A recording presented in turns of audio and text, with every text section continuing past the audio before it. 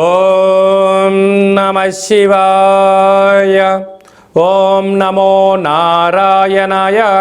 ఓం శ్రీ స్వర్ణాకర్షణ కాళభైరవాయ నమో నమః. నరదృష్టి నివారణ కాళభైరవాయ నమో నమః.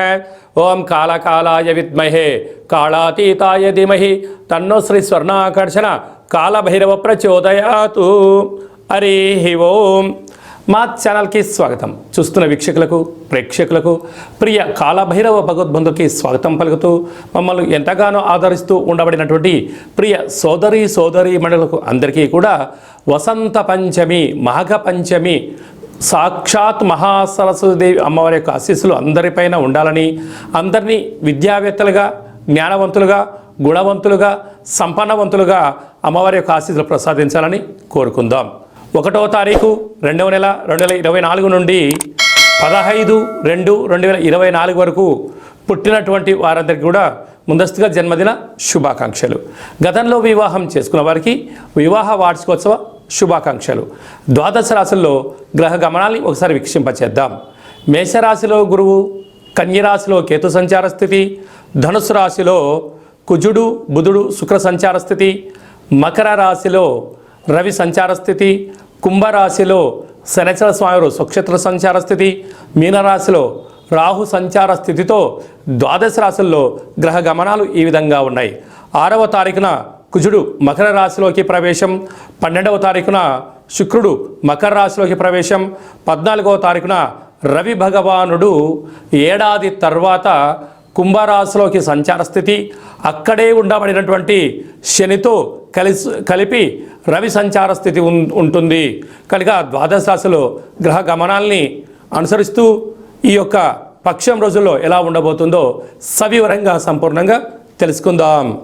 తులారాశి వారు ఈ మాఘమాస సందర్భంగా, వసంత పంచమి సందర్భంగా ఎలాంటి విధి విధానాలు పాటించడం వల్ల అమ్మవారి యొక్క ఆశీస్సులు వీరిపైన ఉంటాయో ఈ వీడియోలో సవివరంగా సంపూర్ణంగా తెలుసుకుందాం.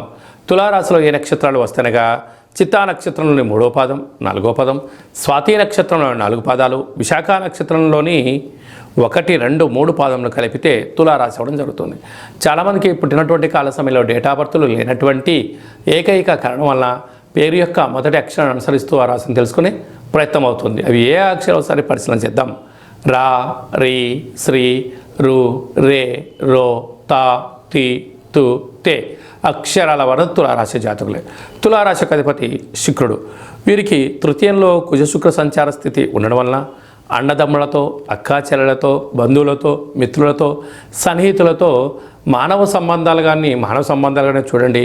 దయచేసి ఆర్థిక సంబంధాలుగా ఏర్పాటు చేసినట్లయితే కొన్ని కాలానుకూలంగా వీరే మీ శత్రువులు అవ్వడానికి చాలా పరిస్థితి అధికంగా ఉంటుంది. అర్ధాస్తమ బుధాదిత్య రాజయోగము కనుక మీ జన్మ నక్షత్రం రోజున ఆదివారము, మంగళవారము, శనివారము కొన్ని నూతనమైన పనులు ప్రారంభించకపోవడం ఉత్తమోత్తం.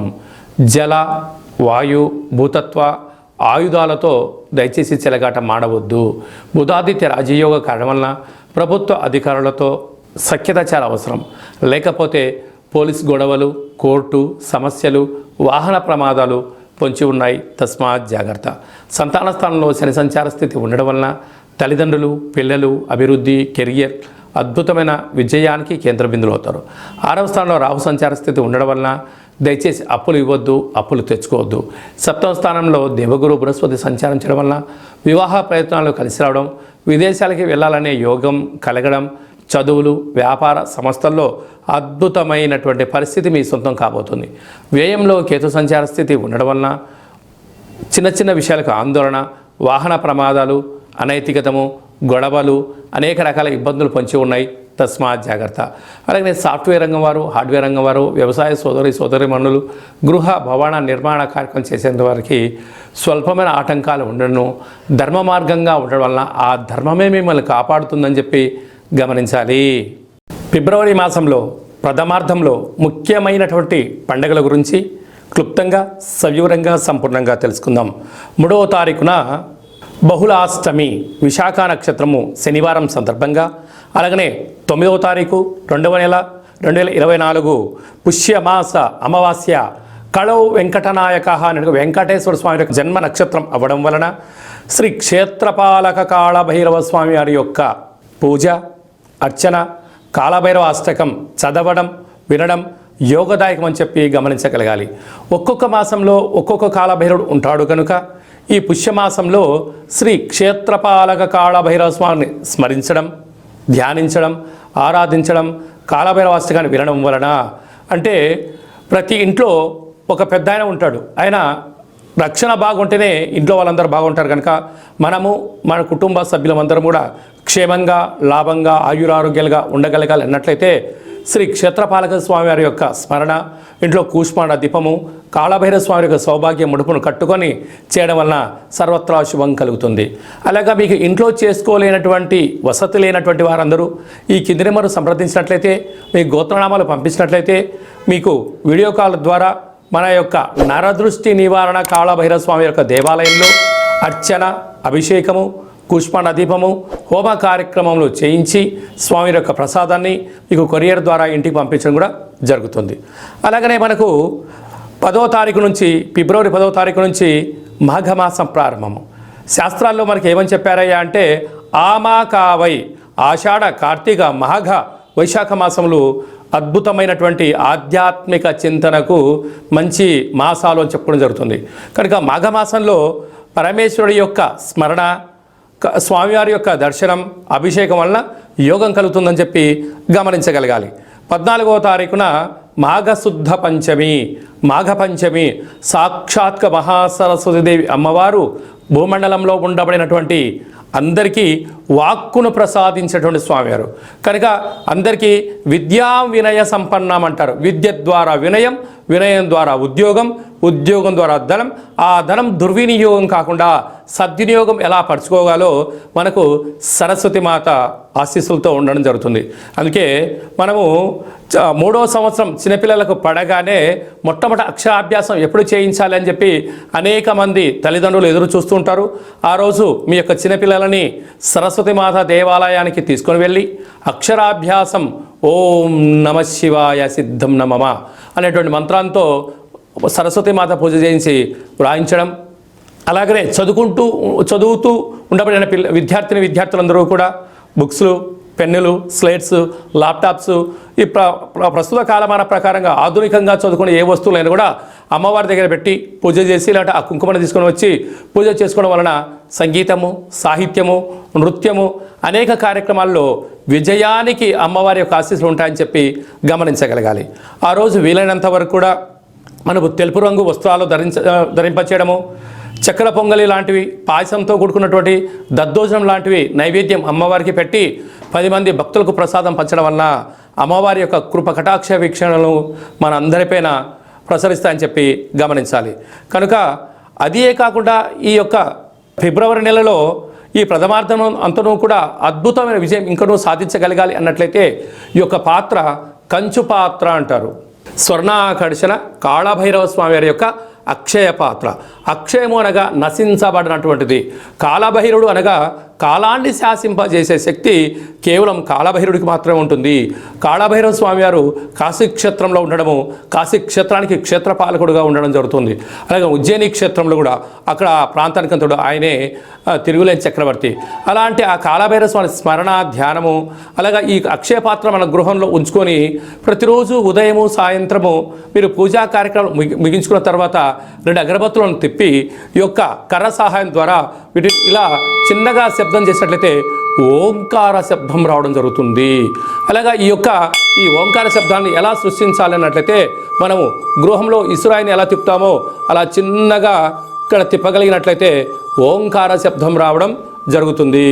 ఈ యొక్క శబ్ద తరంగాల ద్వారా మానవుని శరీరంలో ఉండబడినటువంటి మూలాధార, స్వధిష్టాన, మణిపూర్వక, విశుద్ధ, అనహత, ఆజ్ఞా చక్రాలు వికసింపచేసి గృహంలో ఉండబడినటువంటి నరదృష్టి, శత్రుదృష్టి, భూత, ప్రేత, పిచాచ, బ్రహ్మర, యక్షర, యమదూత, శాకిని, డాకిని, గ్రహ దోషాలు, తంత్ర ప్రయోగాలు, తాంత్రిక ప్రయోగాలు, నరదృష్టి దోషాలు తొలగిపోతాయని చెప్పి గమనించాలి.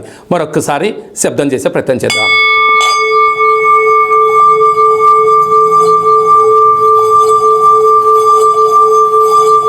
ఈ యొక్క శబ్ద తరంగాల్ని ఇంట్లో ప్రసరించడం వల్ల సర్వము ఐశ్వర్యం కలిగి అపార కుబేర సంపన్నులు అవుతామని చెప్పి గమనించాలి. ఈ యొక్క అక్షయ పాత్రతో పాటు ఒక కాళభైరవ స్వామి యొక్క పిరమిడ్ని, సౌభాగ్య ఒట్టిని, డాలర్ని, కంకణాన్ని, మీ యొక్క పేరు పైన 41 రోజులు కుష్మాండ దీపాన్ని, కాళభైరవ హోమాన్ని మీకు ప్రత్యక్ష ప్రసారంగా చూపించి స్వామి యొక్క ప్రసాదాన్ని మీకు అందజేయడం జరుగుతుంది. ఆసక్తి గలవారు ఈ కింది నెంబర్ని సంప్రదించవచ్చు. అలాగనే మీ వ్యక్తిగత జాతకం తెలుసుకోవాలనుకుంటున్నారా? మీ పుట్టినటువంటి తేదీ, నెల, సంవత్సరం, పుట్టిన సమయం రాసి మీరు వాట్సాప్లో పంపించగలిగినట్లయితే సంపూర్ణంగా 100 సంవత్సరాల జాతకాన్ని రాసి పంపించి మీరు పుట్టినప్పుడు గ్రహ గమనాలు ఎలా ఉన్నాయి, ప్రస్తుతం ఎలా ఉన్నాయి, రాబోయే కాలంలో ఎలా ఉన్నాయో సవివరంగా సంపూర్ణంగా తెలియజేయడం జరుగుతుంది. అలాగే డేటా బర్త్లు లేనటువంటి అనేక మందికి మీ పేరు మొదటి అక్షరాన్ని అనుసరిస్తూ గవళ ద్వారా అనగా రమణ శాస్త్రం ద్వారా భూత, భవిష్యత్, వర్తమానాన్ని కాళభైరవ ఉపాసన చేత తెలియజేయడం జరుగుతుంది. ఆ పేరు కూడా సక్రమంగా లేదు, ఒక్కొక్కరికి 2-3 పేర్లు ఉన్నాయి అనుకుంటున్న వారికి వారి యొక్క ముఖఛాయలను అనుసరిస్తూ వారి యొక్క చేతి యొక్క హస్తరేఖలను గమనిస్తూ గవలు వేసి తెలియజేయడం జరుగుతుంది. అలాగనే మీ అబ్బాయికి కానీ అమ్మాయికి కానీ ఎంత ప్రయత్నం చేసినా వివాహం అవ్వడం లేదా, ఎందుకు అవ్వట్లేదో తెలియజేస్తూ వచ్చేటువంటి అబ్బాయి కానీ అమ్మాయి కానీ గణాలు, గుణాలు, ఆ యొక్క వారి వివాహ తదనంతరము సంతానము, యోగము, ఎలాంటి యోగాలు ఉన్నాయి కూడా తెలియజేయడం జరుగుతుంది. అలాగనే గతంలో వివాహమైన దంపతులు తరచుగా గొడవపడడం, పోలీస్ స్టేషన్లు గొడవలతో దారితీస్తున్నాయా, ఎందుకలా దారితీస్తుందో తెలుసుకొని పార్వతీ పరమేశ్వరులాగా ఉండేటువంటి ఆధ్యాత్మిక సలహాలు, సూచనలు మీకు ఇవ్వడం కూడా జరుగుతుంది. అలాగనే చాలామందికి జన్మకో శివరాత్రి అన్నట్టుగా బర్త్డే, మ్యారేజ్ డే సంవత్సరానికి ఒకసారి వస్తుంది. ఆ బర్త్డే వచ్చిన రోజన్న ఇంట్లో శుచి శుభ్రతగా ఏర్పాటు చేసుకొని నూతన పట్టు వస్త్రాలు ధరింపచేసుకొని ఇంట్లో ఒక లక్ష్మీ గణపతి హోమము, ఆయుష హోమం చేసుకొని 10 మందికి అన్నప్రసాద వితరణ చేయండి. మీకు సంవత్సరాంతం ఆయురారోగ్యాలుగా ఉంటాయి.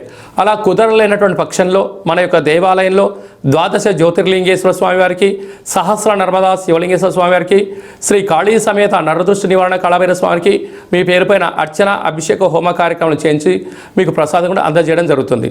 కనుక మనమందరము కూడా జన్మదిన వేడుకలు చేసుకుందాం. వివాహ వార్షికోత్సవ కార్యక్రమం జరుపుకొని మీ ఇద్దరి మధ్యలో ఉండబడినటువంటి ఆటంకాలను తొలగించుకునే మానవ ప్రయత్నం చేద్దాం. అలాగనే మనం ఇంట్లో కాళభైరవ పూజ చేసుకోవాలి, ప్రతిరోజు మన పైన అర్చన ఎలా చేయించుకోవాలి, ప్రతిరోజు మన అభిషేకం ఎలా చేయించుకోవాలి అనే విషయాలను కూడా ఈ కింద మనం సంప్రదించినట్లయితే మీకు అందరికీ కూడా ఆ కాళభైరవ స్వామికి ఆశీస్సులను ప్రసాదింపజేయడం జరుగుతుంది. అలాగనే ఈ మాఘమాసంలో పంచమి తిథిన అమ్మవారి ఆశీస్సులు ఉండాలని కోరుకుంటూ ఆశీర్వదించాం. ఓం ప్రణో దేవి సరస్వతి వాజేభిర్వాజినీవతి ధీనామవిత్రీవతు మహాకాళీ మహాలక్ష్మి మహాసరస్వతి దేవతాభ్యో నమో నమః. అందరిపైన ఆ సరస్వతి మాత ఆశీస్సులు ఉండాలని కోరుకుంటూ ఆశీర్వచనం. ఈ వీడియో మీకు నచ్చినట్టయితే లైక్ చేయండి, షేర్ చేయండి, మా ఛానల్ని సబ్స్క్రైబ్ చేసుకోండి. మేము చేస్తున్న ఆధ్యాత్మిక వీడియోలు అందరికన్నా ముందుగా మీరు చూడాలి అన్నట్లయితే గంట సింబల్ ప్రెస్ చేయండి, అలానే బటన్ కూడా తెలియచేయండి. మీరు ఎవరి క్షేమాన్ని అయితే కోరుకుంటున్నారో లేక మీ క్షేమాన్ని ఎవరైతే కోరుకుంటున్నారో ఈ ఆధ్యాత్మిక సమాచారాన్ని చేరవేసి భగవంతుడి యొక్క ఆశీస్సులు పొందగలరు.